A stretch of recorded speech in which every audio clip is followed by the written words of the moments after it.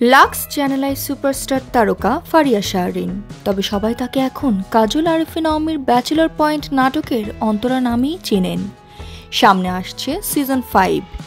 এই সিজনেও অভিনেত্রী ফারিয়া শাহরিনকে দেখা যাবে।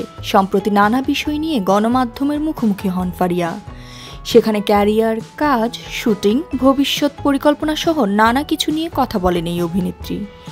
এছাড়াও মিডিয়াতে অভিনেত্রীদের নানান বিতর্ক নিয়ে মুখ খোলেন তিনি। বিশেষ করে অভিনেত্রীদের আয়ের উৎস নিয়ে ওঠে কথা।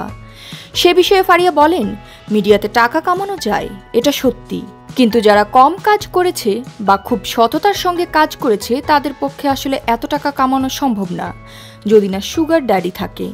ফারিয়া শাহরিন আরও বলেন, তাই আমার কোনো টাকা পয়সা নেই, আমার কোনো বাড়ি গাড়িও নেই, আর ভবিষ্যতেও কোনো সুগার ড্যাডি হওয়ার সম্ভাবনা নেই 100%। আর এ জ্যোতি, দৃষ্টি 24।